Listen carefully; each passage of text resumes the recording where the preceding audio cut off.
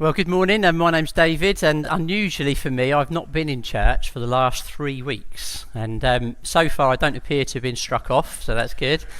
I did quickly check with Marcus, we still met at 10, because you know what the SLT like for changing things at one church. But this morning we're going to carry on our study on Ecclesiastes, and Marcus and Beth have opened things up over the last couple of weeks, and I'm going to be continuing on chapter 4, and we'll have a look at that in just a moment. I'm going to try to have a look at the whole chapter, and then with a particular focus on a few things where I want to try to pull out a few practical applications, and so that's what we're aiming for. Just in case, like me, you haven't been around, I thought it's useful to just have a little bit of a recap of where we're going to land, and it's also to give a bit of context for this chapter. So Ecclesiastes is believed to have been written by Solomon. Solomon was the son of David, as in David and Goliath David, and Solomon's life is recorded in the Bible. It's also in other Jewish writings, it's in historical documents, it's even in the Quran, and in all of those books, in all of those occurrences, he's always described as wise. So not just biblically, but generally he was considered a wise man, so it would be a good idea to maybe listen to some of what he's got to say. The biblical account of Solomon says that God gifted him with wisdom, and Solomon used that wisdom to lead and build a people, to grow a vast kingdom, and to amass a fortune. His fortune must have been vast, because we also read that he had 700 wives and 300 concubines, and we all know how expensive wives are. But worth every penny, darling. Solomon was also a skilled leader and a politician, and he formed alliances with other leaders and with other kingdoms around him so that he could grow in power and influence. So this guy had well and truly made it. In a worldly perspective, he had gained everything that the world offered.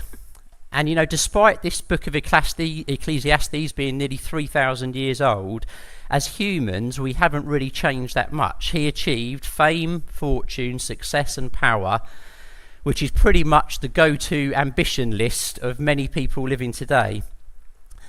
And before we get into chapter 4, I just want to have another little side note here that just hopefully helps some of our understanding of what it is that Solomon is saying. And you know, throughout the book of Ecclesiastes, there's a constant repetition of a few key phrases. And one of those phrases is under the sun, which means things happening down here on earth. And more specifically, it means to think and act from an earthly point of view. So Solomon uses this phrase quite often, under the sun, and he's making a distinction between heavenly things and earthly things, or worldly things. He's making a difference between eternal things and the things that occur in our lifetime. And I just want you to know that, to understand that Solomon, in some of what he's saying and describing, he's purposely leaving God out of the picture. And we need to recognise that fact, because as much of the writing in this book of Ecclesiastes, he is considering life lived only with an earthly value or an earthly meaning attached to it. He's considering life without considering the spiritual or the godly or the heavenly perspective. So when we look at Solomon and all that he had achieved under the sun, from the worldly perspective, he had reached the top, the pinnacle. And then this book of Ecclesiastes, this is like his view from the top. He's reflecting back on life, he's looking what he's achieved, this is the view from the top. And we might think what a view that is going to be. But those that have been here for the last couple of weeks will know that his summary was actually pretty bleak. Hevel, hevel, everything is utterly hevel. Those of you that know might have been expecting the word meaningless there. Meaningless, meaningless, everything is meaningless. Hevel is the Hebrew word from this book, and meaningless is a translation that often gets used in the English, but hevel has a broader meaning. And the word hevel, it means a few things in Hebrew, but it means breath, to a breeze, vapour or smoke. There's even a thought that this word hevel is something of an onomatopoeia, of just sort of like a deep sigh, hevel. It's about something that's futile, about something that's not lasting, that's fleeting and temporary. Finally, it's described as being worthless or meaningless. So it's this idea that there's this smoke, there's this vapour that you see it, but you can't ever really get hold of it. You can't put it in your pocket, you can't grasp it. And it's this idea that our life on earth is only fleeting and temporary. So if we consider only things under the sun from that perspective, then it's all hevel. Fleeting, temporary, meaningless. But as we've been singing this morning about a hope in Jesus, we know that as Christians, there is more to life than that. There is a hope. And Beth highlighted this verse from chapter 3 last week. He has also set eternity in the human heart. God has placed eternity in the hearts of mankind. God has placed eternal longing, this glimmer of eternity in the human heart. And Solomon suggests that's something that's different in people than other life on the earth. That we have this innate sense of eternity in us. That we just have this knowledge that there's more to life than this. Something more than what we can just see and experience on the everyday here and now. Our lives are not lived just under the sun, but we have an eternal future and a destiny with a God that loves us. And it's that God, that love, that relationship that gives our lives ultimate purpose and meaning. So I just wanted to get us to that backdrop as we now open up chapter 4. And if I could have the first slide up, please, guys. So we're going to start at chapter 4. I'm going to do a little section at a time and then hopefully try to unpack some of this. So first we're going to look at verses 1 to 3. Again, this is Solomon speaking. I looked and saw all the oppression that was taking place under the sun. I saw the tears of the oppressed, and they have no comforter. Power on the side of their oppressors, and they have no comforter. And I declared that the dead who had already died are happier than the living who are still alive. But better than both is the one who's never been born, who has not seen the evil that is done under the sun.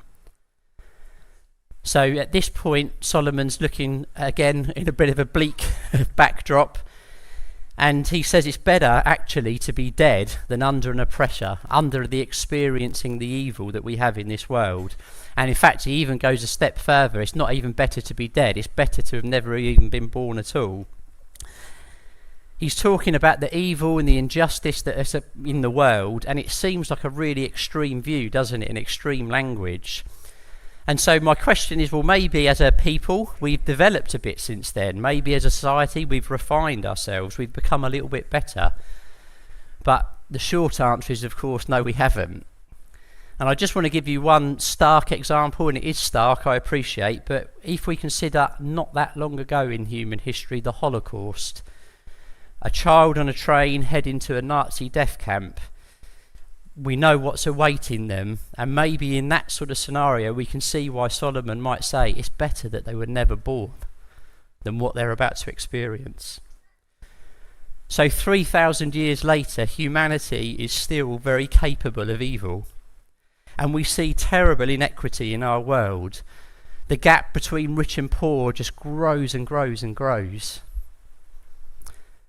Just continue with the next bit of the chapter. If we could have verse 4, please, guys.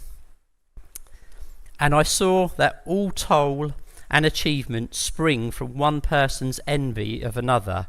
This too is meaningless, a chasing after the wind. Fools fold their hands and ruin themselves. Better one handful with tranquility than 2 handfuls with toil and chasing after the wind. So just have a look at these verses. So here Solomon is saying we can get caught up in the toil and achievement as we look around with an envious eye as to what others have around us. We easily as humans think it's not fair. Look what they've got. Look at their life. And we push to maybe try to attain more. And what Solomon's really saying is we're so easily unsatisfied with our lot.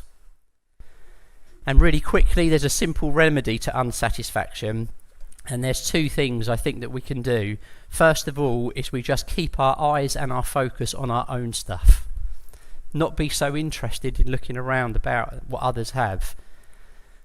Don't believe the social media flexing that we see day after day. And the second thing that makes a huge difference is give thanks for what we do have. You know, we live in an amazingly safe, secure and blessed part of the world. We've got running water in a tap when we want it. We've got food in our stomachs every day. We need to be grateful for what we have. Our attitude and our thoughts can determine our happiness much more than what we do or don't have. Next he says, fools fold their hands, give up altogether and think they don't have to work at all. This is I'm opting out, I'm doing nothing, I'm sitting on my hands, what's the point? But again, we say, this leads to ruin, Solomon says. Don't be lazy. God didn't design us that way. It's about finding the right balance. And that's where these last few verses, better one handful with tranquility than two handfuls with toil. One hand on work, one hand on peace and tranquility. You know, we can work harder, we can keep striving to try to gain more. We can go for both hands, grabbing at what we can get. But as we do that, we rob ourselves of peace. It's about that balance. We do need to work, we place our hand to what we need to do, but we keep a hand on peace and tranquility and balance in our lives. We can move on to verse 7. Again, I saw something meaningless under the sun. There was a man all alone. He had neither son nor brother. There was no end to his toil, yet his eyes were not content with his wealth. For whom am I toiling, he asked, and why am I depriving myself of enjoyment? This too is meaningless, a miserable business. We can perhaps recognise someone that's sort of described in this passage. Again, from a worldly view, you could maybe even see some positives. This could be someone that's got a great job. They work long hours, they're independent, they have money, they can buy nice stuff. In all the time, our society actually praises this type of person, focused, driven, know what they want. But Solomon again points out issues with this. The success comes at a cost. There is no end to the toil. Why is there no end? Because they're never satisfied. Whatever they earn is not quite enough. Last year's bonus was good, but if I can just perform that little bit better, I could do even better. I could get even more. And it's not just limited to work, this thing, about just wanting more. Because the stuff we think will make us happy ultimately doesn't. No job, no possession, no pleasure is enough to fulfill the desires of the heart. I can remember 25 odd years ago being at university, driving a little Peugeot 205, thinking to myself, I would really love a Mark II Golf.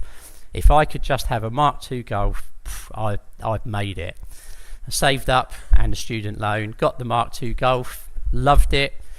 About 2 weeks later, if I had a Mark III Golf GTI, it's so quick, isn't it? The thing that we focus on. Fast forward 25 years, I was at Le Mans last weekend with a load of guys from church. Cars everywhere. If only I could have that car.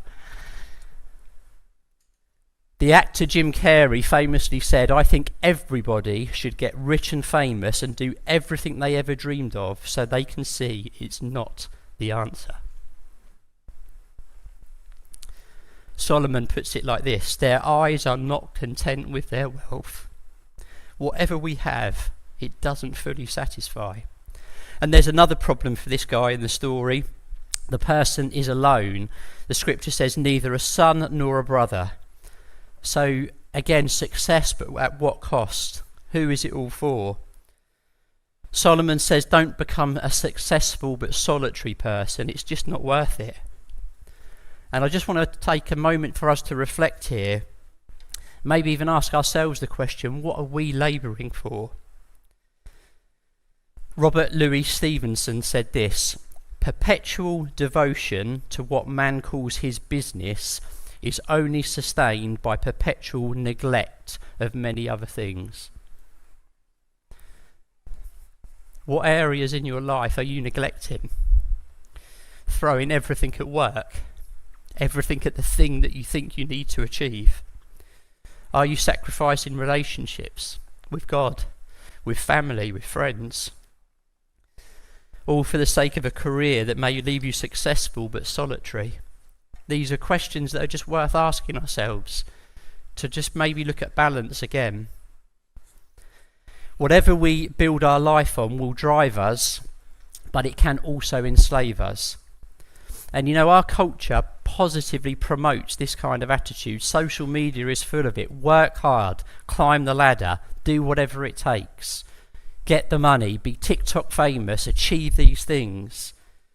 But Solomon says there's a problem living that way.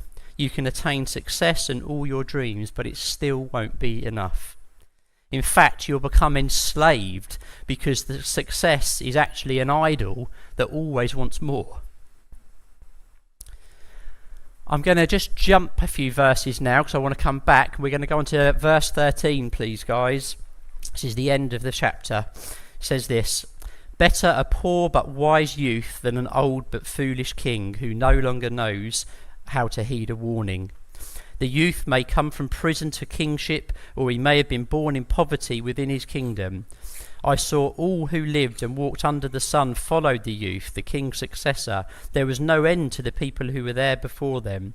But those who came later were not pleased with the successor. This too is meaningless, chasing after the wind." This is a picture, I think, of what we would kind of consider a political picture, really, of a politically successful person, an old and a foolish king who's lost touch, doesn't take advice. Let's call him Boris for argument's sake. Perhaps he's fired his advisors. Many politicians do this. They reach the top, they stop listening, and they just begin to eventually drift. Lord Acton famously said, "Power corrupts, and absolute power corrupts absolutely." These people, they go from hero to zero, and then we're glad to see the back of them. Then someone new comes along, someone better. In the text here, it's someone poor, and we know historically all around the world, people who sometimes rise to power, they inspire hope in people. It's very often on a mandate of, I'm a man of the people, I'm going to make it better for the oppressed and the needy, we're going to change things. And their popularity can be off the charts. But we again know with history, and as we look back over time, they fail to deliver what they've promised. And then we think, we've had enough of you as well. Our society values career, success, status, fame, popularity so highly, but Solomon says you're chasing the wind. So if success and popularity won't satisfy, what will? So finally, this is the last bit we're going to look from chapter 4. This is verses 9 to 12, please, guys. Two are better than one, because they have a good return for their labour. If either of them falls down, one can help the other up. But pity anyone who falls and has no one to help them up. Also, if two lie down together, they will keep warm. But how can one keep warm alone? Though one may be overpowered, two can defend themselves. A cord of 3 strands is not quickly broken. Our lives need to be built around genuine community. I was really pleased when Marcus started this meeting talking about being home in this place, being a place where we can be together as a group of believers.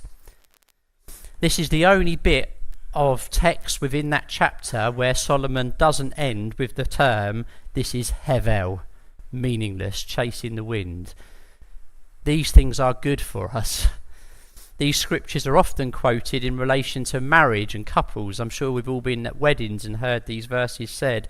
But this morning I wanted us to consider not so much the couple, although there is definitely a blessing and a model to be had in that, but applying that wider to us in the setting of a church. Genuine community is better than solitary success or popularity. It's what we need in our lives. And then Solomon gives us the benefits of this fellowship with one another. First, he says we'll have a larger profit. 2 are better than 1 because they get good reward for their toil. working together often produces more than you would produce on your own, more greater than the sum of the parts involved. Not only that, but it's more fulfilling to be doing something with someone. We get more enjoyment when we share that with others. Secondly, we'll find times of help, for if they fall, one will lift up his fellow. We need others who have our back. Third thing it mentions is that we'll have more comfort. Again, if two lie together, they keep warm, but how can one keep warm alone?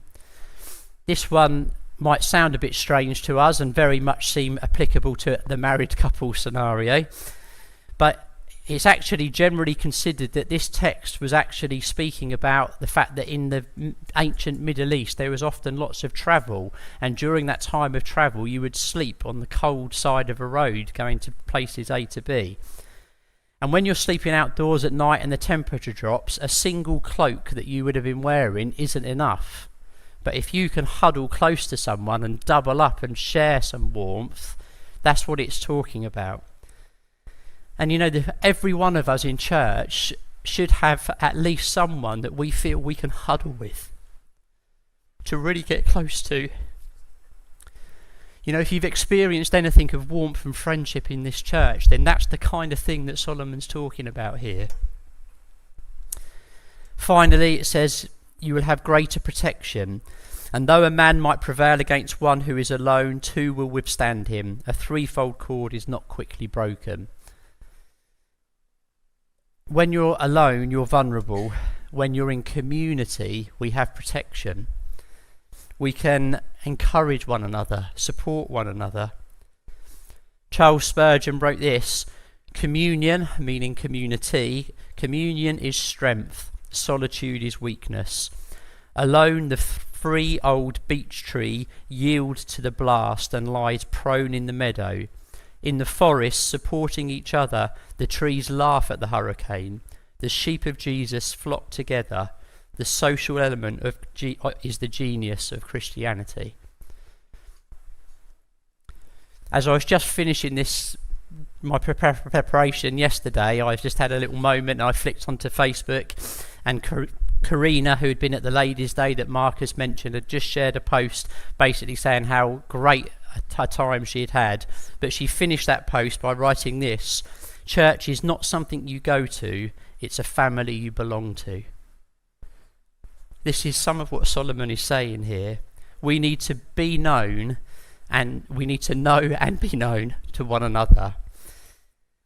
And this morning I just want us to ask these questions and again just reflect: do you have someone in your life who is helping you to be spiritually more productive? Do you have a friend that knows when you're down, notices when you're in trouble and wants to come along and help pick you up? Do you know what it's like to find comfort in the friendships you have with other believers? And do you have the protection that comes from being together? These are all things that we could summarise in that word home that Marcus started with: a sense of belonging, being able to flourish in this community of believers together.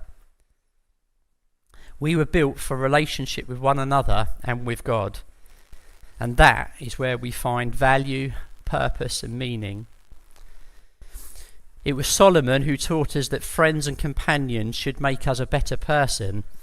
In Proverbs 27:17 it says, as iron sharpens iron, so one person sharpens another. Proverbs 18:24, one who has unreliable friends soon comes to ruin, but there is a friend who sticks closer than a brother. This morning I just want to remind us that there is a limit to what we can do and achieve in life lived on our own, and ultimately it's futile. Hevel. Jesus invites us into a community characterised by love and encouragement. In John 15, Jesus says, I no longer call you servants, I call you friends. So I just want to encourage us to push into more of that type of connection and relationship. If you're not in a life group, I'd encourage you this morning, join one. Really get to walk alongside someone else, another believer. Walk this life under the sun with faith in God, with Jesus as a friend, and know and remember that you were made with an eternal destination in mind. Just going to ask the team to come back up now. And, if you just feel that you need some prayer this morning, there's a family here that would just love to stand alongside and pray with you. Anything at all, whatever you feel you need prayer for, I just encourage you to come. But maybe there are some of us here this morning that just even need to just reflect in our seats as we sing these next couple of songs about getting that balance in our lives right. About where that focus is, about what we're spending our energies on. Are we just surviving, getting through the week with nothing else left? Because that's not what God wants. Don't spend our lives on the Hevel chasing the wind. Instead, build them on eternal things.